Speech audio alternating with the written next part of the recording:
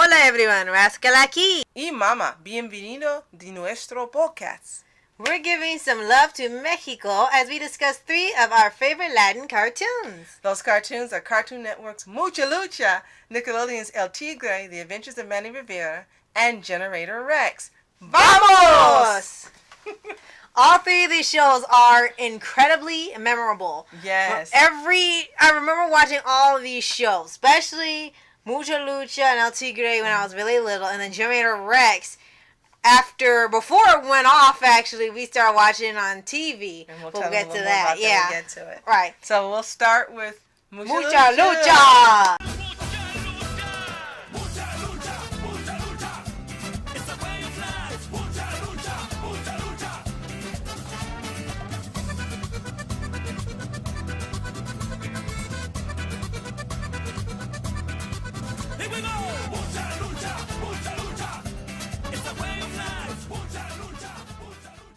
Oh, the Luchador cartoon. It was just awesome. Right? And this was the only show of its kind where everybody in the world was a superhero. Not superhero, I'm sorry. A luchador. It was a really creative concept, and they had Luchaville. There was a whole school where it taught you how to be a luchador, and everyone had masks on. In Mucha Lucha, you could say this was like pre-OKKO because, like I said, everybody in there was a luchador. Mm-hmm. The whole city, it was just in California. You think, oh, it's a normal town. No, it's all luchadors. They all got masks, and lucha is life. Pretty much, they all got masks. The dogs have masks. The toys have masks. The toilets have masks. Everything's a luchador, and they go to this school where they learn how to become wrestlers, and they all have their own signature moves, or you learn to develop your signature move as you train. It was like a video game in cartoon form with the way that they learn how to do their special moves. Right. Like if you were playing a video game, you had to do X, Y, Z, X, V, flip, bump, in order to do the moves. Right. And they had focused on the 3 kids. They had Ricochet, Buena Girl, and the Flea. Yeah. And oh my gosh, this was one hilarious show. And for a while, I did forget about it. But once I heard that theme song again, Definitely. it was like, Lucha! And then it's like, yeah, there it is. And you can't help loving the song. The song is just absolutely amazing. And the song was actually played by a group called Chicos de Barrio, which is an 11-member tropical band from Mexico. So, yeah. And it was just, like I said, the song was incredibly memorable. Yes. Even if it wasn't for specifically the show, it really worked, and it was really high energy, which matched up with it. And there's a lot of action. And even now, all these years later, whenever you hear it, you just get excited, and you start moving, and you start seeing the intro in your head from Mucha Lucha. I mean, I can't help it, and I can see it, and we even put it on our top list of our 29 best animated intros because it's just that memorable and just that great. Right. And this show has no plot. It's just basically for the the new kid trope of Ricochet. He has to come up with his own signature move, which he does. Mm-hmm. And then he learns how to be a luchador, and they have all these different adventures at the school, and there's these big tough bullies there, like these giant wrestlers. Like, you sure they're kids and not adults pretending to be kid wrestlers? Mm-hmm. Even the teachers got masks, and they got all these outlandish names for themselves, like I said, like superheroes. And they would have some really creative things going on there, and everything they said was luchador based, from the people, the animals. Even wild animals will have masks on, and they will wrestle you, and it's hilarious. The toy, you have a little toy which you weren't sure was actually talking or not. I was always talking to Ricochet, and I couldn't tell if it was real or not. It was a testament to being the starting point of having additional representation in animation. And they did it so well and was so fun that the popularity of this cartoon transcended everything as far as race and nationality and sex and everything, because it was just fun. Right. It was really, really fun. And of course they had their villains as well. They would have all these outlandish villains like a superhero would have. and they were always really creative. Like they've had ones that would be the opposite of their powers or their weaknesses. So every once in a while they would have to tag team because they couldn't handle it on their own. And what else do they have? Some of the students they had, they were really creative as well. Like the one I remember the most, besides the teachers, of course, there was this one, I couldn't tell it was supposed to be wrestler or not. He literally just wandered to the school and they never let him go. It was one little kid they called Snow Pea.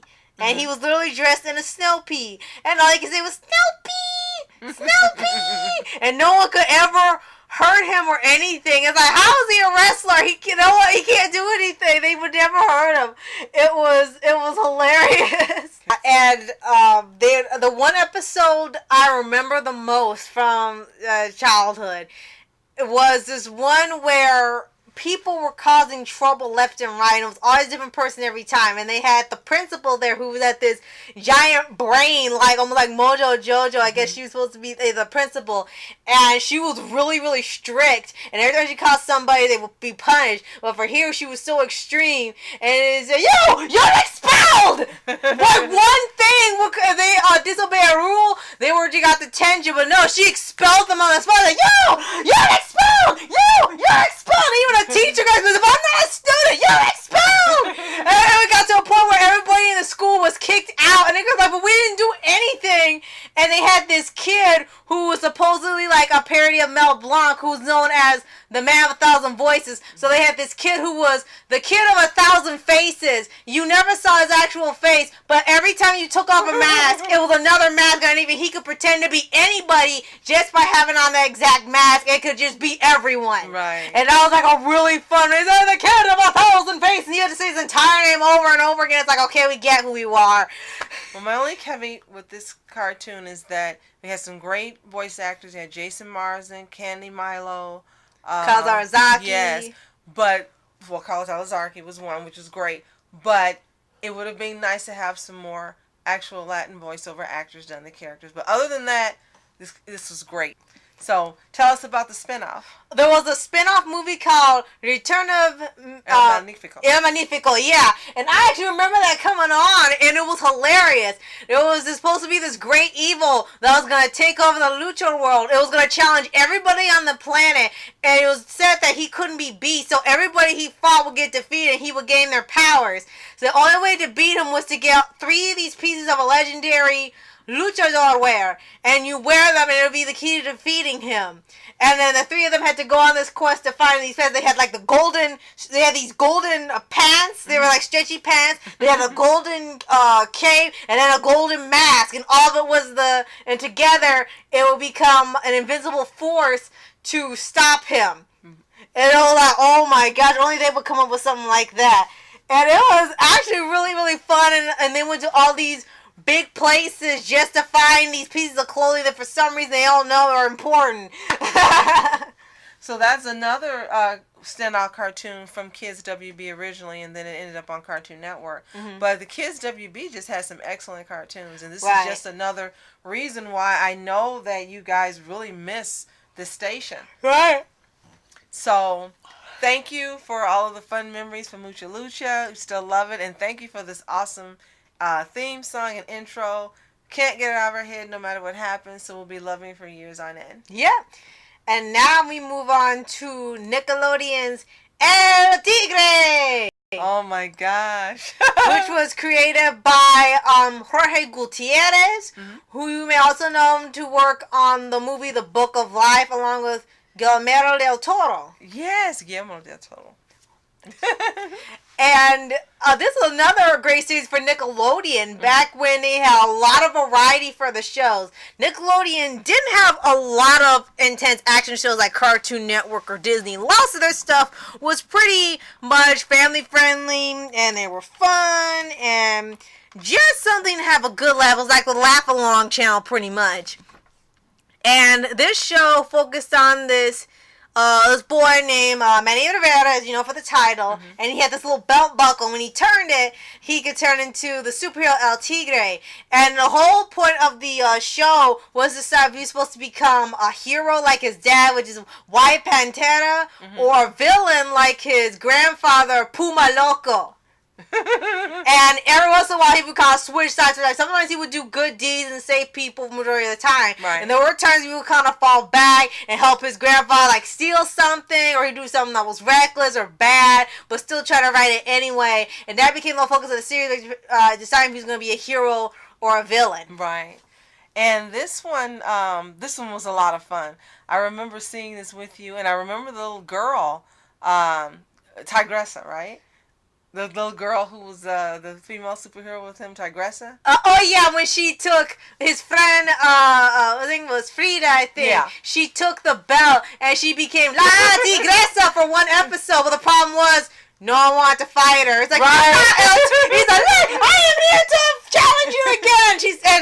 They had the villain who was it wasn't La Muerte, but it was like a Dia de los Muertos themed character, and she was La Cantana, that was her name, and she said, no. What? Did you say no? Yes, no. And I don't want to fight you. And it was like, she wasn't a challenge, so she didn't want to fight her. She didn't want to fight El Tigre. It was hilarious. No one wanted to fight her because she Now, for this one, you had a character that was a little older. He was 13, versus Mucha Lucha. These were all really, really young children. Right. And this one, you had some 13-year-olds, so they got a little older. And then you had Carlos Alazraqui again doing the voice of the grandpa. Yeah, right. And then I know they had Eric Bauza, of course. They had Greta Lyle was Frida. Mm-hmm. And I think Alana Ubach, is that the name?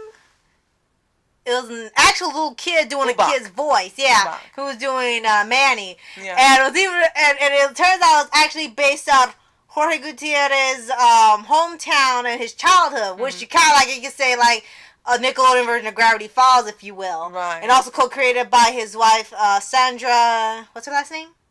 Iquija. Okay, thank you. And it was really, really funny how he incorporated all this stuff from his childhood into the show. Right. The hometown heroes and villains and the adventures. And it was very creative and well done. And you could definitely tell the influence because he grew up in Tijuana. Right. And you could see that influence all through in the clothing and the designs of the characters and the colors and everything. Right. And even the way that the backdrops were designed for the animation. Right. You can see that too. And there are 3 episodes I remember distinctly. There were so many like very memorable villains like Dr. Chipotle and El Oso, La Cantana. They had a lot of creative villains, but I think 3 episodes I remember very distinctly out of all these different ones. There was one where they showed the mom, and she had to set up this whole home for villains, supposed to be like a rehabilitation where to teach them to be good. Mm-hmm. And he didn't trust them at first, and they were actually doing good deeds, and then you turn out, oh, maybe not so bad. Of course, they turn on you again. And he tried to do the belt buckle again, it had to turn for him to transform. Mm-hmm. She stopped it, and he was like half dressed. It was like fur sticking out here and there. His tail was half there. He looked like he was mismatched. He's like, what happened to your costume? Second one would be another one with the mom where she used to be a superhero called Plata Peligrosa, which was the platinum glove. Right. And the problem was she stopped because she went crazy with power if she went over an hour of time. Mm-hmm. And she would have to take off the glove, and because they tried to bring her back to do it again, and it was working out for a while, but something happened. She ended up going cuckoo again because she was just hero crazy, locking up people left and right, even if it wasn't really bad criminals. Mm-hmm. And then the third one would be like for near the end of the series called like No Boots, No Belt, No Bueno, where the main villainess took over the world. She took all their main sources of powers. It was also the same day as Dia de los Muertos, mm-hmm. and they got to see all these family members, which I know what came up for Book of Life. And they had this other person who was like El Tigre. He never decided if he was going to be a hero or a villain. So mm-hmm. he was this constant state of switching back and forth between nice and evil. Because mm-hmm. he never decided when he was living. So they couldn't trust him to do much. Because he was stuck in limbo. Right. And that became the thing for El Tigre. And during this final battle, they actually, Nickelodeon advertised where the viewers could choose which path did you want Manny to take before the show ended? You want him to become a hero or a villain? Naturally, you would think they'd choose hero. They did, but believe it or not, they actually set up a scenario if the people chose villain. Right. There was actually one that they actually uploaded online. If they picked villain, they would literally end the show with him becoming a bad guy, and he took over the world. That's how it would have ended if everyone picked villain. And I was like, wow, they actually went and did. No one ever did that. That was the first for any show. It was the first for Nickelodeon having a show with Latin-based characters. That was the first because, Disney makes the choice for you. Disney always told you, oh, you're going to vote, but you really don't have a vote because Disney has already decided who the winner is going to be. So this was pretty neat that they actually had an alternate scenario just in case the people who really got to vote and have a voice chose another ending. Right, and I was so surprised, like, what? They showed, because some person filmed and they showed it. He got the guitar, and he took over the world as the ruler, and he get like the youngest one, and he turned evil, and that's how with the series end if they chose that. But of course, people chose hero, so he ended up, saving the world. Right. But wow, I couldn't believe they actually had got it, because I hadn't seen that before, and that was pretty bold for them to do just for this show, just for period. And this show is just really iconic, even though it only had one season and only one story. It wasn't planning on going any further. I think it was just showing the talent of this man, especially when it shows in his other projects, of how much effort and love he puts into his shows and his movies and his creations. And just they're really great, and they're enjoyable, and they're very engaging when you watch them. Very. I really liked it. I don't remember as much detail as you do, but I do know that I really, really loved the characters. I loved the voice actor that was doing Manny. I loved the grandpa. I just really, really liked the show. Again, I don't have as many detailed memories as you do, but this is a testament to how great the show was. You're sitting here all these years later, it's 2018, it came out in 2007, and you're remembering in graphic detail what you loved about the show. So that's just a testament to how great it is and why Book of Life had to be as great as it is, and which you love also as well. So love that movie. So thank you for giving Rascal some great childhood memories and something that we both can remember enjoying and watching and sharing. Yes. So now the last one we'll be going into is Cartoon Network's Generator Rex. So make ready, start a revolution. Make way, we're gonna have fun tonight. Make way, start the revolution. So make way. So make way to start a revolution. Make way to start a revolution. So make way. Which is another awesome show made by animation superheroes Man of Action. Oh yeah, they do just fantastic work, as you know them for, of course, Ben 10 and now Big Hero 6. Right, now their theme song, Revolution, was sang by the band Orange. Yes. And it's memorable, but it's short. It's not as long as the other two. Right. And you remember it, but again, right. It's short. And I think it's more memorable if you listen to the whole thing, because they even have a music video that shows the full song, and they use clips from the show since that's what the song was used for. But yeah, it really did fit with it if you think about it, because you hear it enough and it's like, okay, this is Rex's theme pretty much. You can't imagine the show without it now. Right. He had an orange jacket. Right. What was funny is when this show first came out, we were such staunch Ben 10 fans. We were like, oh, this guy just makes machines and things with his arms. Oh, we're not going to watch that. We're just going to stick with Ben 10. And it was hilarious. Our Nana refused to listen to us, and she had watched the entire series almost before we got into it. And she kept saying, I told you it was good. I told you it was good. Yeah, I was like, oh my gosh. And it was awesome. So it was like we were kicking ourselves in the butt. And that was another one of those lessons we've learned. Don't jump to conclusions. And we should have thought about, hey, Man of Action has got to be awesome. Right. If they made Ben 10 great, they had to make this great too. Right. And rightfully so, because they had some great writing. Once again, this is one when we had the era of action cartoons, one of the last ones. And for the story, it was pretty much about this kid named Rex. He was I don't know how old he was. I thought he was 16. Oh, he was? Okay. 5 years prior to the series, there was this explosion of nanites, and it got into the bodies of everybody on Earth. And some people just had it in their bodies, that was it. While others were mutated into Evos, and they were like these mutated monsters that will wreak havoc on the city. And Rex's power, he could heal people and take the nanites out of them and revert them out of their monster state. And he was the key to, as they say, ending the war on Evo, because they had pretty much evolved to this point where they had all these military like resources, a whole program and stations to where they had to go everywhere across the world to just eliminate or take away monsters that were terrorizing people. And one thing to say about this character is that, of course, he was Latino, and his parents were Argentinian and Mexican. Right. And they made a point of always mentioning that, or pointing to it in the storyline, Right. which was great. And then you met his older brother. And then, you know, you really got into more of the backstory as the seasons progressed. First season, you really didn't know. It was like a mystery. Second season, you got more. In the third season, you got the full story of what, you know, what happened with his family, his parents, his brother, and so forth. Right. This was really great. One thing that was really neat was the voice actor Daryl Sabara, who was in Spy Kids. Yeah, and you were like, oh my gosh, that's him!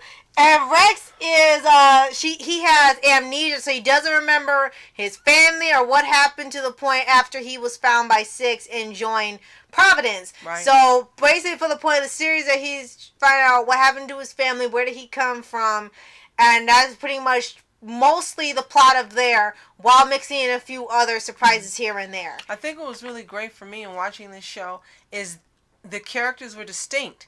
They were not like any characters we see on any other show. And it was awesome that Man of Action made this new show with all these different distinct characters. It had nothing to do with Ben 10 except for in the crossover, which we bought as soon as we could. We need to talk about that right now since you... We'll talk about it in just a minute. But the characters were so distinct, so individual, and there were not like other characters that were out there. I mean, Six was just a kick-ass character. Dr. Holiday, she was like a strong woman, girl power, was by Great Delisle, brilliant, gorgeous, and could put Rex in his place when he needed to be like a mom would do. Right, and then Rex had Go Ha Ha, which I loved his name. Was by John DiMaggio. And they had this, this talking monkey that would help him in his missions. And then, of course, you had Rex, who was a very different character than any we'd ever seen. So for me, this is what really made this show great. And as you said, taking nanites and creating these different weapons and vehicles and things. He was the Cartoon Network Iron Man. Yes. Basically, he was Iron Man. Mm-hmm. So, since I mentioned that, let's talk about the crossover. Heroes United, Ben 10 Generator Rex. Which we own. Yes. And love that crossover. It was a great idea to promote both shows for the same franchise. And then they did the animation all in the Generator Rex animation, so you got to see Ben look a different way. Right. And due to this, this anomaly that happened in the sky, we had Rex's brother Cesar had created this ultimate nanite thing, and it actually opened a portal, and it brought in Ben from his world and brought him in Generator Rex's world, and of course they ended up fighting out because he thought he was a rogue alien and Rex thought he was a rogue Evo, until they figured out, wait, you're not this, you're not that, who are you then? And Ben was terrified because no one knew him, he wasn't famous. Right. That was just you don't know me? I'm the famous Ben 10. And then he really wanted to get back home, of course. You right. know. And it was great how they had these two team up. Because I even had them, Ben as Captain America and Rex as Iron Man. If you think it was almost like a Captain America Iron Man dynamic, especially with the way they fight and the way they think. And eventually, they helped each other out as the special went on. My favorite part of the special, and I'm not spoiling anything here because this has been gone for years, is when Ben turned to upgrade and he upgraded Rex. That was so cool. Right. And they called him Ultimate Rex. So that was they officially did a different alien, Ultimate Rex. Yes. That was awesome. Yes. So This is just a great movie, a great franchise, and sorry that it was only 3 seasons. And at first I didn't understand that was all the story was supposed to progress. That was the end. I kept going, why did they cancel? They didn't cancel. But why they ended it? Well, they ended because the story was done. But why did they make the story go on longer? It was because just they that wanted to drag good. it on. You understood. It was just that good that I wanted to see more, and I'm sure fans of the show wanted to see more. It would be great even if they have ended the series, that they come back with another movie. I mean, we wouldn't mind. We don't care. This show has been on for years. It's just that great that we would want to see a movie and maybe another crossover. Maybe this time, and we thought that was coming, where Rex would end up somehow in Ben's world. Now they did do it, but only in a comic book. I wanted to see it on TV. So I'm sorry. That's a great idea because on the one page I saw someone posted where Rex was flirting with Gwen and Kevin was getting pissed off. That would be funny to see. Yeah, and I want to see that on TV. It's fine as a comic, but it's just something you want to see it happen because we were expecting that. The closest thing we got was Ben 10 crossing over the Secret Saturdays, and that was pretty much it. Now let's talk about the host of great villains they had. And other Evos that weren't necessarily villains, but started joining Rex and trying to overcome. Don't tell me, Black Knight. Yes. Now, first we got to start off with the best villain of the series, hands down, Van Cleist. With his own ultra cool theme. Yes, I loved his theme. I was like, wow, that's a pretty good theme for a villain. It is now not even any lyrics necessary. And he is connected to Rex's past. If you haven't seen the show, we won't reveal how. But he is connected to the past. And Rex didn't want to believe it at first because he thought he was lying. But it turns out he is. And when you watch the show, you'll find out it's pretty messed up. Right. And he's the constant antagonist, like the Slade of the show, where he constantly comes back and Rex constantly has to fight him. And he's sort of the opposite of Rex. While Rex can take away nanites and cure people, Van Cleist can give people nanites and turn them into monsters. Right. So it was a constant, like, yin and yang, where it would be back and forth, where almost neither could win until one of them was, like, knocked out or something. Right. They also had Cersei, who started off with Van Cleist, but ended up learning that Van Cleist was wrong. Right. And it was supposed to be, she thought And it they was supposed to shipped be Cersei and Rex. Yes. And she thought that he wanted to make the world a better place for evils where they could live, side by side. No, he just wanted to eliminate humans and just have evils take over pretty much. And then when she realized that, she left. And she had this ability to, like, make this siren-like call, a sonic boom from her mouth. Right. Like, kind of like Black Canary. Right. And then they had Beowulf, which was a cool name. Right. And he and Scalamander were kind of like the lackeys of Van Cleist. But the thing about it is, Scalamander could be considered because he wasn't all that bright. Beowulf was a way more formidable opponent, and usually he fought Rex a lot. He was obviously more intelligent than the other one, and he could also even match up to Van Cleist in intelligence. And many people wonder where they come. Were they human, or were they animals turned into like this? Even Dudley said they may have been his pets, and they just transformed, and they were just that loyal that they stuck by him no matter what. Right. Now, the creepiest was Breach. Yes. He was the creepiest. Yeah, she could make portals. She just slice into the reality, kind of like the dimensional scissors, and then open portals to either different places on Earth or even to other dimensions. And it was like, she was definitely creepy. But the great part they tried for her. Rex did try to help her because he knew it was all an accident, and he tried to cure her, and he was upset he couldn't do it. But she was glad before she, disappeared that she had made a friend, and Rex was her friend because he really did try to help her. He did and he care. was so upset he couldn't do anything because it was too far gone. Right. And now, another great thing about this show is, whether it was for villains or heroes, or they had a great cast of guest star voice actors who came on the show. Right. We had J.K. Simmons, who was actually part of the cast for the first season, and I think part of the second season. Right. You had Mark Hamill, Brent Spiner, Carrie Payton, Fred Tatasciore, Felicia Day, Dante Bosco, Jason Marsden. It's like a Mark Hamill! I did say Mark Hamill. James Hong.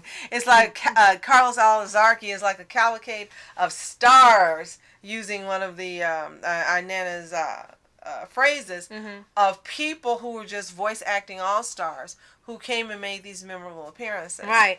And I just found out John Cena was also Hunter King for the first time. I didn't know that, period. I didn't even know who he was back then. Yes, you did know who John Cena was. You At the forgot. time? We met John Cena actually some time ago at a place where I work, and he was doing an appearance as part of the promotion for WWE.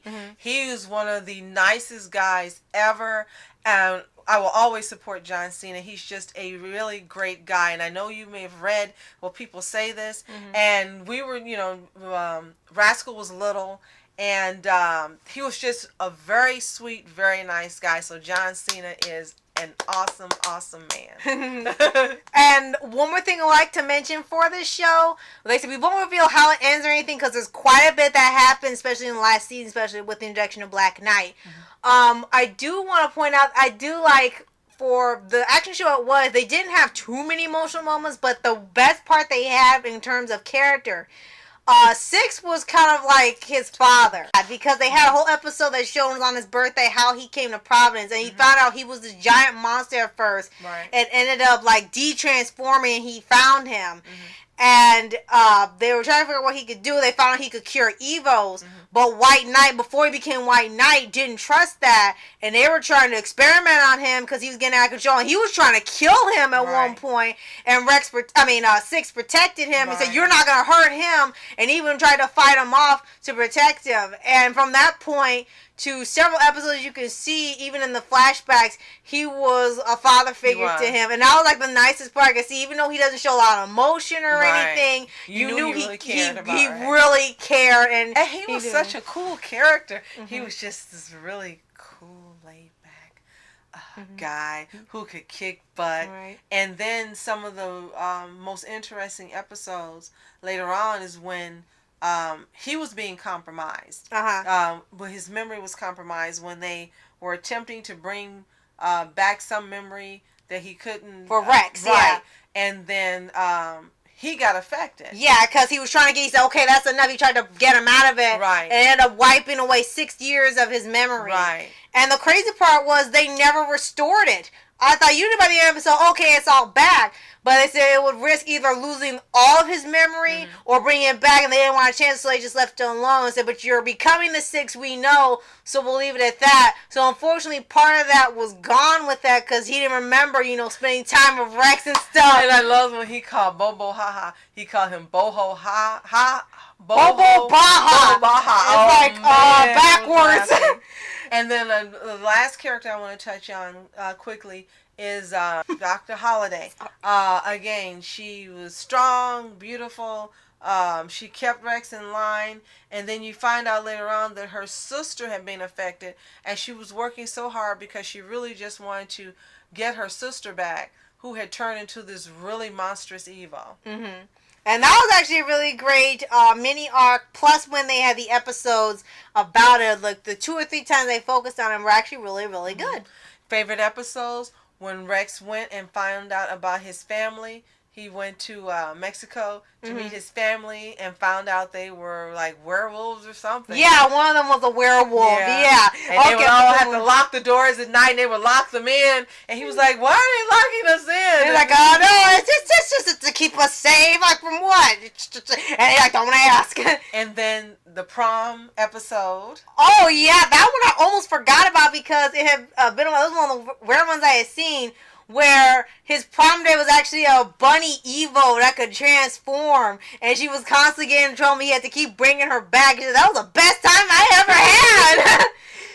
And let's see, my favorite besides the crossover would be the one I just talked about with the origin of Rex, the Promises one. I really did enjoy that, and how everything was before it became the status quo, now, and how, Bo became part of the team, how Holiday looked different, how her role was different. Six wasn't too much different, but he started to have more of a heart. Okay, we have one really, really favorite episode that I can't remember the name of, where he left Rex at home, and he told Rex he couldn't go to this party where they were going after Van Cleist. So he locked Six away and stole his... Leader of the He pack. locked His Sticks name. away and stole his suit and went to the party, and it was just, that is one of the best episodes ever. Right. Oh man, yeah, that's Like, a is that my suit? Are those my pants? Yeah. They flew away. So this was just an awesome show. Just to finish off our Mucho Amor Mexico podcast. Thank you, Man of Actions, for just another quality show. Again, you are just animation superstars. We love you. And we really love this show. And again, I wouldn't mind either a reboot or another movie where we get to see Rex go to Ben's world I'd rather see or a movie. dimension. Or just anything where this is brought back. I know they're working on movies and other things now, but we wouldn't mind if you brought back Generator Rex. You guys Yeah, brought just back a Ben little 10, more. so bring us back Generator Rex, but don't make him a little kid. And Right. just pick us up where we left off, or maybe some years down the road. Yeah, that would be great because there are still more stories to tell despite how the plot comes to conclusion. There's some really creative stuff there. So, gracias for joining us. And that wraps it up for this podcast. Yeah, I'm Rascal Entertainment. And I'm Mom Entertainment. Have a fantastic day. Peace. And adios. Adios, amigos.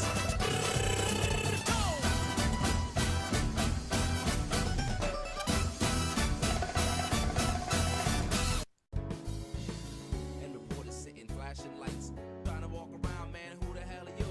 What you wanna do? Well, man, it's on you. Man, it's on you. Met her in my dreams, she was my queen. A castle in the mountaintops, rivers and streams. Plucking sunlight from the sky in my pocket. Give it to you later on in